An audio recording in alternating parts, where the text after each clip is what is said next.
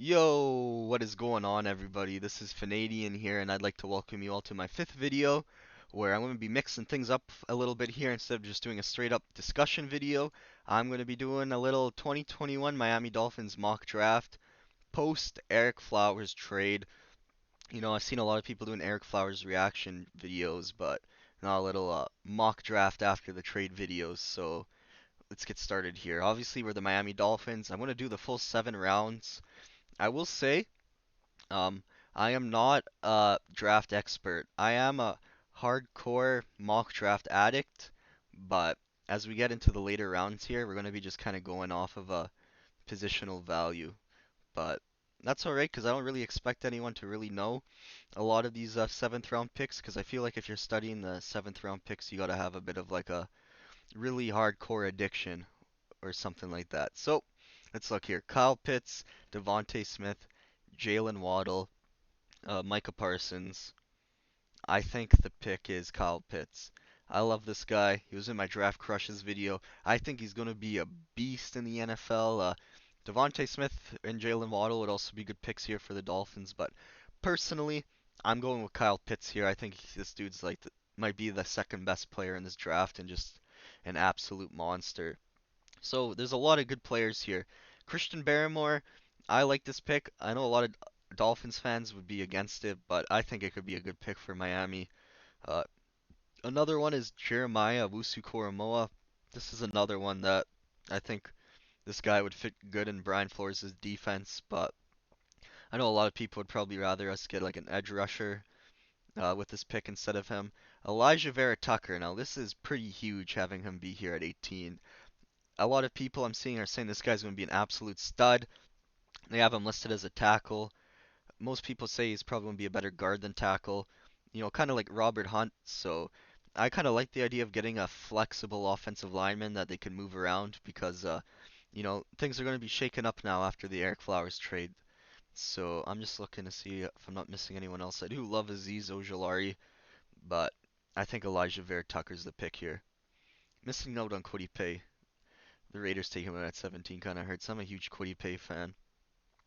So Elijah Moore, Jason Owe, Walker Little, Taven Jenkins, Nick Bolton's supposed to be really good.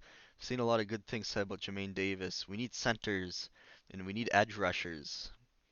But I think if we're getting an edge rusher here, which is a big need, I think Jason Owe is the pick. A lot of people may not like him as much because he's a big developmental piece. He didn't have great production, but Brian Flores is all about developing players, and I think Jason Owe could be the ultimate developmental piece for Brian Flores. Me personally, I'm a big Toronto Raptors fan, and I kind of think they can do with something with Owe, kind of like what the Raptors are doing with Pascal Siakam, and how Owe just started playing football in 2016, kind of like how Pascal just started, playing NBA a couple years before he joined the Raptors, but they're both kind of athletic freaks with a ton of upside and potential where if they could get their technique down, they can become absolute studs and take over their respective leagues. So let's take Owe here because maybe it is a bit more of a riskier pick, but I just think the upside is huge.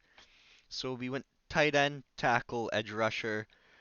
We could use a running back. We could use a center. I have kind of ignored the running backs up until this point just because I am kind of on that like let's take one a bit later train, not use the first rounder on them. If they do decide to take Najee in the first round, I'm not going to be like one of those people that's going to be pissed about it. I can see why you'd want to take someone like that early, but let's just kind of look here. So center and running back are our biggest needs here, and I think Javonte would be a great pick here. You could grab one of these top three centers. I think all three of these dudes are really good. I think it just kind of comes down to personal preference between the three, but I don't know. We could also wait and get one of these centers and take Michael Carter, who I also really like in the third round, but we don't know if Michael Carter is going to be there. We also don't know if any of these centers are going to be there, too, because all these guys are supposed to be studs. But I kind of really want the running back here. I did already draft an offensive lineman. Let's take Javonte here and get this run game going. This guy, I think he's going to be special in the NFL, and him and Myles Gaskin could be a super dangerous 1-2 punch. All right, so no centers made it to the third round, at least the top guys. I'm kind of sad about that, but there are two really good linebacker prospects here in Jermaine Davis and Jabril Cox. Uh, I think I'm going to go with Davis here. Linebacker's a need for us. I was watching some film on him earlier today, and when I say film, I mean highlights. So I think this guy has the potential to be really good. I've heard a lot of good things about him. I usually see people take him way earlier in mock drafts. They got him ranked 41. We're picking at 81 right here. Seems like good value to me, and like a good pick for the Dolphins here. So now the only real need we have, I think, is center. I guess we could use another wide receiver as well too, because we did go Pitts instead of just a straight up receiver. So let's see here at 156 what centers and receivers are left for us here. Uh, Cade Johnson, this guy I've seen a lot of people super high on. Same with Jalen Darden. I kind of like the idea of going with Cade Johnson because if I'm correct, yeah, this guy was at the Senior Bowl and he did play really good. I did mention in one of my previous draft videos that the Dolphins, were the coaches for the international team at the Senior Bowl, so we might see him target a lot more Senior Bowl players in the draft. So let's go with Cade Johnson here. Maybe getting slept on a bit because he went to a smaller school. Uh, a guy with a lot of upside at a position of need for us. So the thing with the center too is I did say that's a position of need, but we did sign Matt Skura, who I think will be a decent enough of a starter for us. But if Drew Dahlman's gonna fall to us here in the seventh round, like that would be pretty sweet for the Dolphins. I'm not gonna sit here and lie to you guys. Like I've been studying up on Drew Dahlman. I mainly just know who he is because I saw him in one of those draft diamonds in the rough kind of videos that people like to make. So now, as we're just kind of sitting here waiting to make our last pick, I feel like I've kind of fixed all our needs, kind of that we need. So I'm gonna go with Taron Jackson here from Coastal Carolina because he's the only guy left that I know. Because I've actually seen a couple of highlight videos on him, and he seems like he might be a beast too. So just a little slept on because went to a smaller school. So Kyle Pitts, they gave it a B. I would have gave this pick like an A plus, probably because PFF doesn't have tight end as a need for us. A minus for Elijah Vera Tucker. I'd say this is an A plus pick. A minus, that's fair. A lot of people think this would be a risky one, but I think always got a ton of upside. Javonte Williams an A minus. PFF are kind of running back haters, so I could see why they wouldn't just give this an A plus here. Jermaine Davis, they gave an A minus. I thought that was crazy value, and then we got two C pluses here for this pick. Maybe they're sleeping on Cade Johnson here and Drew Dahlman, the center.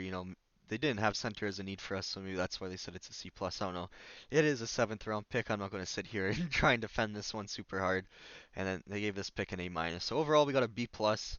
I give this an A. Honestly, I think this draft went really good for the Dolphins here. I feel like I addressed all our needs. I'd be happy. I'd be really happy if this is actually how the draft went for us in real life. So we'll just have to see. Maybe after the real draft happens, I'll do a little comparison to the real one that we do. I like to hear the comments of the people watching this video. What do you guys think of this draft? Do you guys think I did a good job? You think I got some good players here? Or do you think this draft kind of stinks? Let me know in the comments. I feel like, you add all these players onto the current Miami Dolphins team.